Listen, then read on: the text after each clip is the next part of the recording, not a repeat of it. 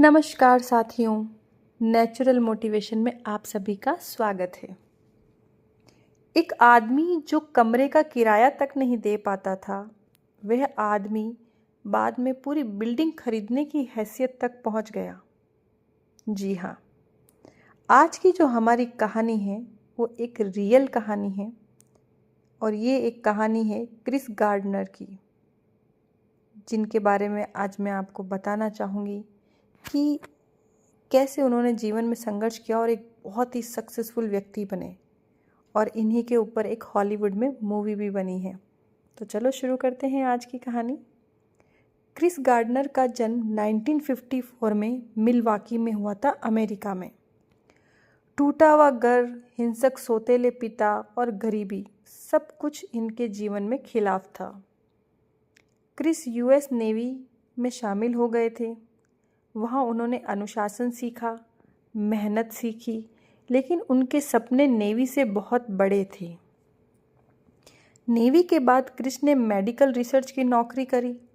नौकरी ठीक थी, लेकिन उससे दिखता नहीं था कि इससे वे अपनी मनचाही ज़िंदगी बना पाएंगे। क्रिस के सपने बहुत बड़े थे। उन्होंने नौकरी तो करी, लेकिन कहीं ना कहीं वो संतुष्ट नहीं थे। उनको जीवन में कुछ बहुत बड़ा करना था, शायद इसलिए। एक दिन उसने एक आदमी को लाल फरारी पार्क करते देखा। आदमी स्मार्ट था, कॉन्फिडेंट था। क्रिस ने पूछा, आप क्या करते हैं? उस आदमी ने बोला, मैं स्टॉक ब्रोकर हूँ।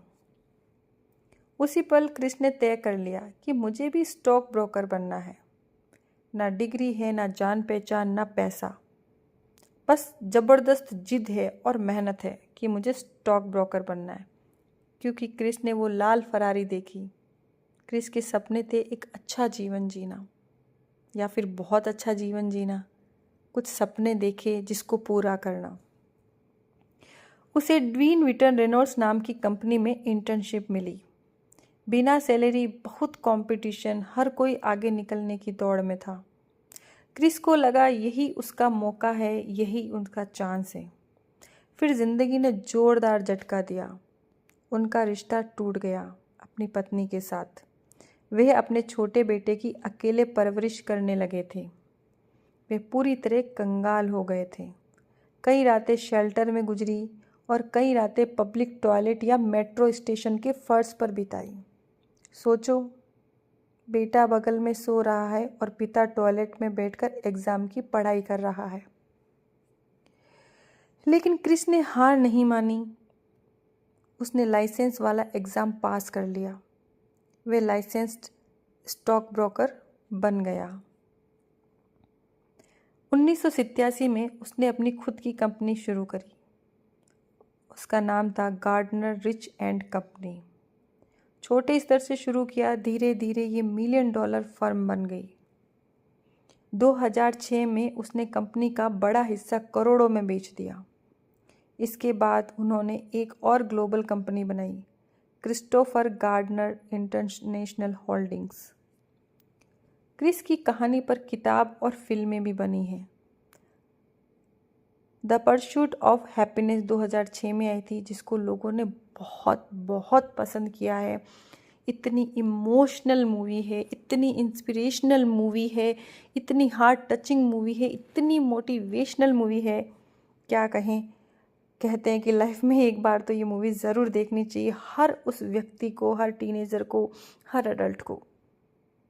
ये वाकई में एक रियल हार्ट टचिंग स्टोरी है क्रिस गार्डनर के ऊपर।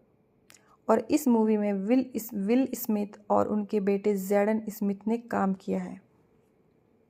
ये कहानी हमें क्या सिखाती है? चाहे ज़िंदगी कितनी भी मुश्किल हो, चाहे आप कितने भी नीचे गिर गए हो, आपकी कहानी ख़त्म नहीं हुई है। अगर क्रिस गार्डनर बेघर होकर भी करोड़ों की कंपनी बना सकते हैं, तो सोचो आप अपनी अगली चाल से क्या नहीं कर सकते। आपका पिछला हाल आपका भविष्य तय नहीं करता है। आपकी जिद, आपकी मेहनत, आपकी वर्तमान की सोच, आपकी वर्तमान के डिसीजन, आपका दृढ़ निश्चय, आपके भविष्य को लेके चिंता, आपका सेल्फ मोटिवेशन आपका भविष्य तय करता है। तो आप समझ ही गए होंगे कि कितना भी बुरे समय आपने देखा हो या जिया हो, अगर आज की तारीख में अगर आप ये तय करते हैं कि आपको आने वाले समय में कुछ बहुत अच्छा करना है, तो इसका दृढ़ निश्चय आप आज से लीजिए। प्रण लीजिए कि मैं ये मेहनत करूँगा या करूँगी, मुझे एग्ज़ाम पास करना है, मुझे ये डिग्री लेनी ही लेनी है, मुझे ये डिप्लोमा चाहिए, मुझे इस तरीके से पैसे कमाने हैं, इसके लिए मैं मेहनत करूँगा या करूँगी। दृढ़ निश्चय लो और निश्चय लेने के बाद में दिन रात एक जुनून में जियो, उसके प्रति 100 नहीं 1000% मेहनत करो ताकि आपको रिजल्ट मिले। दुनिया में ऐसी कई कहानियां हैं जिन्होंने कुछ ऐसा कर दिखाया है जिसके बारे में हम सोच भी नहीं सकते। तो हमें उन कहानियों से, उन लोगों से सीखना है, क्योंकि नेगेटिविटी आएगी, आप झटके खाओगे, आप धोखे खाओगे, आप जीवन में ज़रूर गिरोगे। बात डिपेंड ये करता है कि आप वहाँ से उठते कैसे हो। आप उठ कर के आगे क्या तय करते हो? उसी तरीके से रहना मरे हुए जैसे, या फिर हिम्मत हार करके मर जाना, छोड़ देना? नहीं, आगे बढ़ना पॉजिटिविटी के साथ, डिसीजन के साथ, हिम्मत के साथ, गोल के साथ, जुनून के साथ, और देखो आपको ज़रूर सफलता मिलेगी। और सबसे बड़ी चीज़ है, सफलता और असफलता तो बाद में आती है।